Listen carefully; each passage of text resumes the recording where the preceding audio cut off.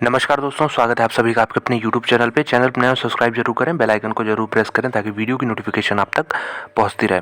तो देखिए, इस वीडियो में दो कंपनियों को कवर करेंगे। बहुत बड़ी कंपनियां नहीं है, स्मॉल कैप में आप डाल सकते हैं।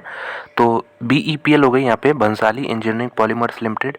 इनके आज क्वार्टरली रिजल्ट आए Q1 के। और दूसरी कंपनी है यहाँ पे जो हमेशा लॉस में रहती है, स्टर्लिंग एंड विल्सन सोलर। तो इसके भी रिजल्ट आए हैं, क्वार्टरली रिजल्ट Q1 के। तो स्टार्ट करेंगे BEPL से, बंसाली इंजीनियरिंग से। तो पिछले कुछ दिनों में काफ़ी बड़ा यहाँ पे कॉर्पोरेट एक्शन देखने को मिल रहा है। यहाँ पे डिविडेंड देख सकते हैं, बड़े अमाउंट में देखने को मिला है। उम्मीद है अब तक आपको यहाँ पे, अगर आप शेयर होल्डर हैं तो क्रेडिट हो गया होगा बैंक अकाउंट में। अगर आप देखेंगे तो अब तक क्रेडिट हो गया होगा। फिर यहाँ पे बीच में एक स्प्लिट या बोनस टाइप का भी कुछ यहाँ पे देखने को मिल रहा है। तो अगर हम देखें तो नीचे के लेवल से तो अच्छी रिकवरी यहाँ पे जारी है। और आज के दिन 3-3.5% की गिरावट भी देखने को मिल रही है। तो मार्केट आवर्स के दौरान ही रिजल्ट आए हैं और इसीलिए यहाँ पे ये गिरावट हमें देखने को मिली है। मतलब मार्केट को रिजल्ट अच्छे नहीं लगे यहाँ पे।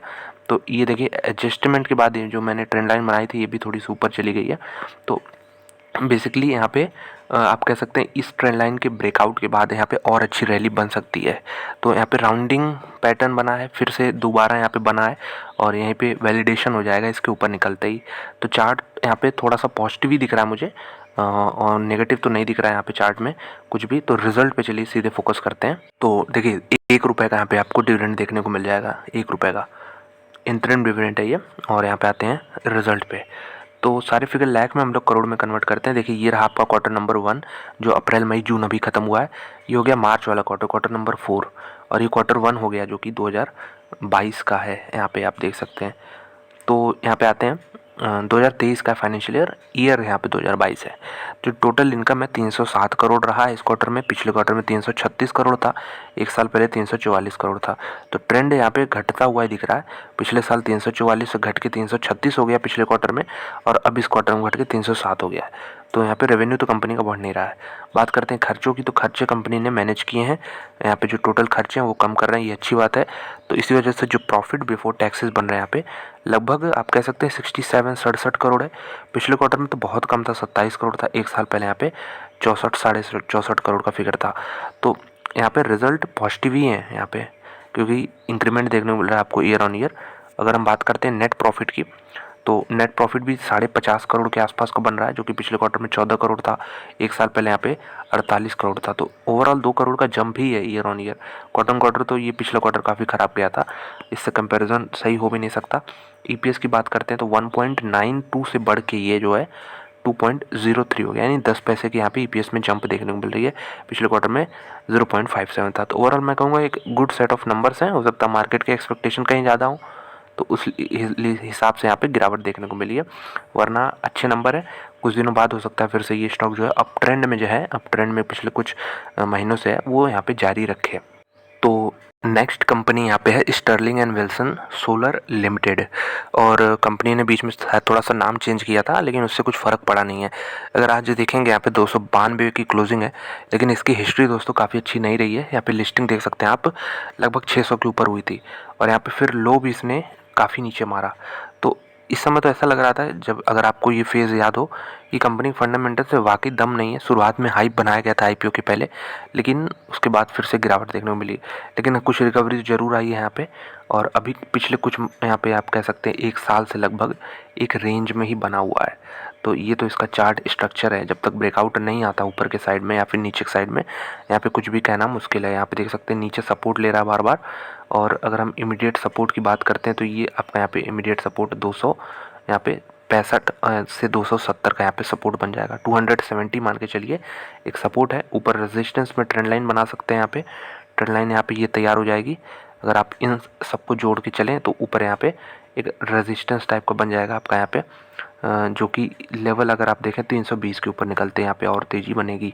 320 और नीचे 270, एक छोटा सा रेंज बताया मैंने शॉर्ट टर्म के लिए। अब आते हैं यहाँ पे रिजल्ट पे। तो यहाँ देखिए स्टर्लिंग एंड विल्सन, पहले इसका देखिए Sterling and Wilson renewable energy limited, ये कंपनी का नाम है। पहले नाम क्या हुआ करता था, Sterling and Wilson solar limited. तो रिन्यूएबल इन्होंने वर्ड ऐड किया है। देखते हैं कुछ किस्मत भी चेंज होती है कि नहीं, क्योंकि हमेशा लॉस में रहते हैं ये। सारे फिगर करोड़ में है। जो सबसे पहले टोटल इनकम देखिए 522 करोड़ है, जो कि पिछले साल यहाँ पे 1211 करोड़ था, आधा हो चुका है, आधा से भी कम पिछले क्वार्टर में, लेकिन मात्र 86 करोड़ का फिगर था। तो काफ़ी फ्लक्चुएशन देखने को आपको मिल ही रहा है। देखिए अब 1200 करोड़ है, फिर 522 करोड़ इस क्वार्टर में, पिछले क्वार्टर में तो कुछ था ही नहीं, लगभग 86 करोड़ के आसपास यहाँ पे देखने को मिल रहा है कुछ यहाँ पे। लेकिन दिक्कत है यहाँ पे, रेफर नोट 9 में यहाँ पे पता चलेगा क्यों ये फिगर है। अब आते हैं एक्सपेंसेस पे। तो कंपनी के खर्चे हमेशा से ज़्यादा रहे हैं इनके रेवेन्यू से, इसी वजह से कंपनी को लॉस होता है। और खर्चों में भी दोस्तों क्या कहाँ खर्चे होते हैं, तो यहाँ पे cost of construction material, stores और स्पेयर पार्ट, तो ये यहाँ पे एक बड़ा खर्चा है इनका। और इसके अलावा जो है यहाँ पे देखिए ये आपको दिख जाएगा डायरेक्ट जो प्रोजेक्ट बनाती है कंपनी उसके कॉस्ट में एडिशन है। और एम्प्लॉयज़ पे तो यहाँ पे मैनेज किया है कंपनी ने, बिल्कुल सेम रखा है इन तीनों क्वार्टर में। तो टोटल एक्सपेंस भी यहाँ पे पिछले क्वार्टर से बढ़े हैं, ईयर ऑन ईयर घटने थे। तो अगर हम अब देखें जो प्रॉफिट तो बनेगा नहीं, यहाँ पे लॉस कितना बन रहा है यहाँ पे ये देख सकते हैं। लॉस बिफोर टैक्स 95 करोड़ का यहाँ पे लॉस बन रहा है कंपनी के पास। पिछले क्वार्टर में 418 करोड़ का लॉस था, और एक साल पहले यहाँ पे 358 करोड़ का लॉस था। तो लॉस जरूर कम हुआ है यहाँ पे, सिर्फ अब डबल डिजिट में हो चुका है। तो अब देखते हैं नेट लॉस कितना हो रहा है। नेट लॉस अगर हम देखें तो इतना ही है, 95 करोड़, जो कि पिछले साल 354 करोड़ था। ईपीएस में नेगेटिव में 19 रुपये का नेगेटिव ईपीएस था पिछले साल, इस साल -5 है, पिछले क्वार्टर में -22 है। तो कह सकते हैं इम्प्रूवमेंट है, नेगेटिव में ही है लेकिन इम्प्रूवमेंट यहाँ पे देखने को मिल रहा है। अब क्या ये कभी पॉजिटिव में आएगा, कभी क्या प्रॉफिट आएगा, ये तो आगे की बात है, कोई नहीं जानता। ईपीसी बिजनेस यहाँ पे देख सकते हैं जो कि इनका मेन बिजनेस है। इसके अलावा ऑपरेशन और मेंटेनेंस सर्विसेज से भी रेवेन्यू यहाँ पे स्टैग्नेंट ही है। तो ओवरऑल मैं कहूँगा यहाँ पे भी अच्छे रिजल्ट हैं। अगर आप लॉस को देखें तो लॉस यहाँ पे कम हो रहा है, और यहाँ पे जो पहली कंपनी थी अपनी BEPL, यहाँ भी आप कह सकते हैं अच्छे रिजल्ट है। दोनों कंपनियों ने अच्छे रिजल्ट दिए हैं।